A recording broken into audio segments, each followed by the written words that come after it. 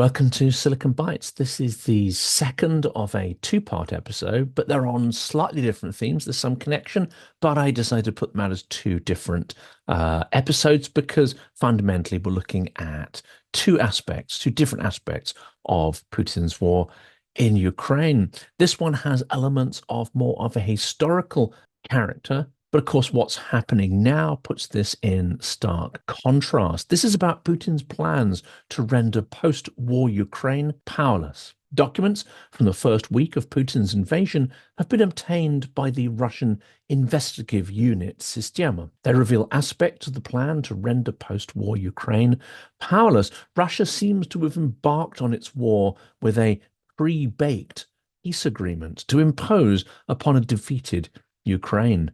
One also presumes with the Ukrainian government decapitated and its leaders either captured or killed. The Kremlin seems to have drafted the document shortly after launching its full-scale war in 2022. It reveals exactly what Russia was seeking in the first weeks and how it envisioned the future of a surrendered Ukraine. Russian media outlet Meduza shared an abridged translation of the previously unpublished proposal that shows how Putin's intentions and how Russia's demands evolved as it failed to achieve its initial goals on the battlefield. And I will provide a link to the English and Russian language versions of this report in Meduza. The document contains a list of conditions for a ceasefire and peace agreement. It was presented to Ukraine's delegation during the third round of talks in Belarus on March 7th, 2022. Systema received the document from a Ukrainian source familiar with the course of the negotiations and a source from the Russian side verified for its authenticity. I have no way to corroborate these details, but share the contents while advising people to remain healthily skeptical of what they're hearing. The document consists of 6 pages containing a draft agreement of 18 articles that touch upon a wide range of issues. The Ukrainian delegation, led by the Verkhovna Rada deputy David Arhamia, met with a Russian team led by Putin aide Vladimir Medinsky. The proposal includes requirements for Ukraine's neutrality, border placement, and humanitarian concerns such as language, religion, and history. The proposal was written before Russia's annexation of 4 Ukrainian regions in September 2022 and doesn't include mention of Kherson and Zaporizhia. The initial version of the so-called peace agreement includes terms that would be impossible for any free Ukrainian government to accept. Only politicians with a gun to their heads might be inclined to agree to such terms, which in effect almost amount to the dissolution of the Ukrainian state and to rendering it completely vulnerable to subsequent attacks or demands by Russia. The conditions it contains include some of the following: near total disarmament of Ukraine under Moscow's supervision, isolation from Western assistance and participation in bodies such as NATO and the EU, long-term stationing of Russian troops on territories captured in the first weeks of the war. Some of these demands remained unchanged throughout the entire negotiating process. From what we know, the Ukrainian delegation only tentatively agreed to one of Russia's key demands, and that was to become a permanently neutral state that would never join NATO or allow foreign troops to be stationed on its territory. None of the other conditions clearly would have been acceptable to a Ukrainian politician then in 2022, and even more so now. The Kremlin, of course, uses the language of ultimatums in this document and in the 3 years that have followed, which does not bode well for future negotiations, which people such as the German Chancellor, among others, seem so keen to initiate. The Systema team were able to compare the early version of the proposed agreement with later ones to identify multiple points that either disappeared from the document, were heavily modified, or that Ukraine's delegation began refusing to discuss altogether. The work really highlights how punitive and extensive Russia's demands were. Here are some of the details. The Ukrainian army must be reduced to, at most, 50,000 people, including 1,500 officers. That is 5 times smaller than Ukraine's existing army as it was in 2022. Ukraine must not develop, produce, invent, or deploy on its territory any missile weapons of any type with a range greater than 250 kilometers. Russia also reserves the right to ban Ukraine from using any other types of weapons that may be developed as a result of scientific research in the future.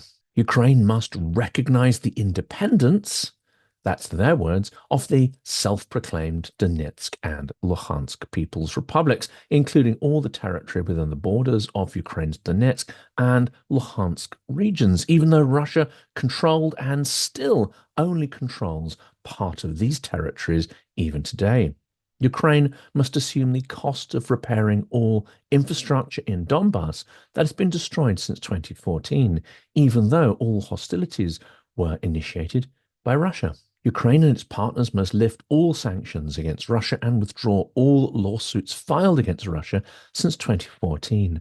That would, of course, mean no justice for tens of thousands of crimes, now probably amounting to hundreds of thousands of documented crimes.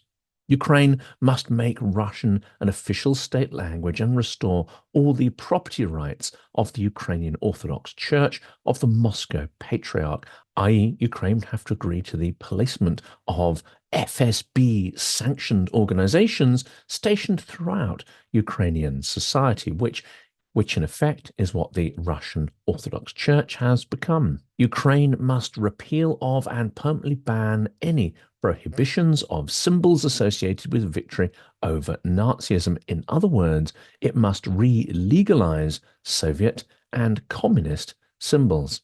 In return, Ukraine would receive very little, and it would not have the security guarantees it has been hoping for since the signing of the Budapest Memorandum.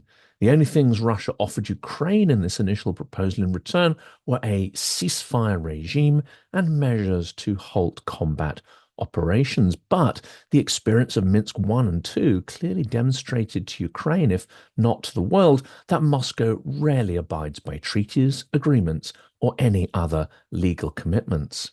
There was no mention of any withdrawal of Russian troops from Ukrainian territory, and Russia only committed to not occupying territory beyond what it already controlled. One curious demand was that Moscow wanted Ukraine to withdraw all its forces to permanent bases or to places designated by Russia, and for Kyiv's foreign partners to immediately end all assistance to Ukraine and withdraw any personnel involved with training or supporting Ukrainian troops, including military advisors. The more cynical amongst us would interpret this to neutralize Ukraine's military to enable subsequent hostilities that Russia may see fit to inflict. If all Ukraine's troops are in known locations of barracks and bases, then how much easier would it be to take them out with a massive preemptive strike? Russian troops, as well as National Guard forces, would remain in place until all the requirements of the agreements were fulfilled. These requirements demanded large-scale legislative changes, disarmament, and binding international guarantees. It's easy to see that the agreement would have seen the Russian army stationed near Kiev for years, and Russia controlling the dismantling of the Ukrainian army as part of the troop withdrawal process. A distinction should be made between Putin's public statements about the invasion's goals and his real intentions, which have become clearer over time, explained Eric Jarmela, a Ukrainian and Russian expert at the Carnegie Center.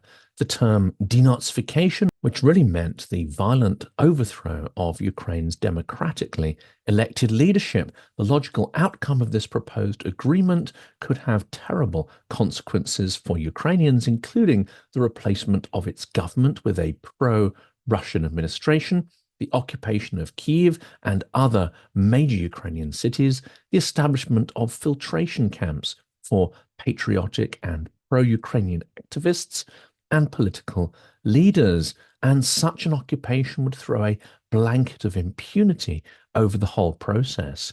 We would not know the actual number of people disappeared, arrested, coerced, beaten, tortured, and murdered. Thousands or even hundreds of thousands. A new executed renaissance. Under the guise of a legal process, Russia would have embarked on a campaign of terror reminiscent of 1930s Stalinism. Same is true of Putin's demand for Ukraine's neutrality, Charmela said. Some people hearing the word neutrality might think, well, what's wrong with that? Putin just doesn't want to see Ukraine in NATO. But he was talking about something far more radical, not neutrality, but the neutralization of Ukraine as an independent state. Russia's goal from the very beginning was to destroy Ukraine's capacity for self-defense. Russia's goal from the very beginning was to destroy Ukraine's capacity for self-defense. This interpretation is supported by the document from March 7th, including Russia's demand for the Ukrainian army to be reduced to 50,000 people. In this paradigm, Ukraine would simply have no ability to defend itself, Charmela said. In this version of its peace agreement, Russia was really proposing the terms of Ukraine's surrender. The document was structured as if Ukraine were the aggressor and had been defeated on the battlefield, which wasn't the case. It's hard to say if this was meant as a genuine negotiation tactic, as such terms would have been unacceptable to any free Ukrainian government. The conditions changed over time and are tracked through versions of the document. It was clear from the Russian delegation's behavior that Putin was personally overseeing the process, a Ukrainian politician with knowledge of the negotiations has suggested. Negotiations in the first weeks were intense. The delegations frequently held calls, exchanged proposals, and recorded new versions on a near daily basis. Sometimes when the Ukrainian delegation proposed something, Russian delegation leader Vladimir Medinsky would get up and leave to make a call, clearly to Moscow. Then he would return and present Putin's stance on the matter, explained this inside source. Analysis of the document suggests Ukraine's delegation managed to convince Moscow to reduce its demands and alter key points between the first and last versions of the draft agreement. Ukrainian negotiators were able to remove some of the most offensive points and include important elements for Ukraine, such as the need for security guarantees, commented Charmela. The most significant change concerned security guarantees for Ukraine after neutrality was imposed from proposed signatory states, including UK, China, US, and France. Russia also proposed including Belarus, while Ukraine proposed Turkey. Supposedly modelled on NATO's Article 5, such a clause suggests if Ukraine were attacked in future, signatory countries would be obliged to defend it militarily. The problems are, of course, immediately apparent, as we have seen over the last 3 years. No country has committed troops on the ground to protect Ukraine or relieve the army pressures that is under by securing unoccupied territories with Western troops. This has not happened at all. What are the chances of a Western military force being sent to liberate a reconquered Ukraine? I would suggest they are practically zero, and Putin knows this. Russia's strategy is always to gaslight and buy time to regroup and launch new aggression. See Chechnya as a classic example of this tactic. Another change concerned Ukraine's territorial integrity and international recognition of its borders. Russia proposed that Crimea and Sevastopol were part of Russia and Donetsk and Luhansk independent republics. The rest of Ukraine would be disarmed and give Russia a pivotal role in rewriting the laws of Ukraine. By April, a different framework had been defined. Ukraine would remain within its internationally recognized borders, including Crimea, Sevastopol, and certain unspecified territories that would not be covered by these security guarantees. The communique from the end of March suggests the status of Crimea and Sevastopol would be resolved diplomatically. Until then, Russia had publicly insisted Crimea and Sevastopol were unequivocally Russian territories. This was apparently a softening of the terms, and it seemed to tacitly admit that these territories were not actually sovereign territories of Russia. But of course, a softening of the words creates greater space for misinterpretation or the reneging of the agreement on commitments that have been demanded. Ambiguity is certainly in favor of the Kremlin. Ukrainian and Russian delegations still disagreed on the size of Ukraine's future army. Ukraine insisted on a force of 250,000 servicemen. That is the approximate size of Ukraine's army before the full-scale invasion, while Russia proposed limiting it to 85,000. Neither amount is anything close to the size of Ukraine's forces after the full-scale invasion or anything close to the 1 million men that apparently form Russia's current military presence on the territory of Ukraine. Additionally, the Russian side demanded Ukraine's troops lay down their arms and return to barracks. The Ukrainian side made a symmetrical demand that Russia's troops should lay down their arms and return to their permanent bases. Medinsky apparently was surprised by this proposal, and ultimately the delegations were unable to reach consensus on the issue of troop withdrawals. But is there any such thing as specific goals of the special military operation? If there is no definition of the intended outcome, then any such negotiation must also be flawed. If it's solely contingent on Putin about when the war ends and what constitutes victory for Russia, then any peace deal may also be contingent on Putin and his whims and fickleness. These goals of the SVO will be whatever Putin decides is necessary for him to declare victory when he decides to end the war. Zelensky presented his victory plan in October 2024, a detailed outline of what Ukraine's Western partners should provide to prevent Russia gaining the upper hand in any future negotiation. This includes authorizing Kyiv to conduct deep strikes within Russia, which of course is now happening, and admitting Ukraine into NATO, which is looking increasingly unlikely. The ultimate outcome will depend on the incoming US administration and future positions of individual NATO members. Elections could bring leaders to the fore in Europe that are less inclined to support Ukrainian accession to NATO. And the Trump administration may insist that the bill for the future security of Ukraine is covered by Europe and no longer by the US.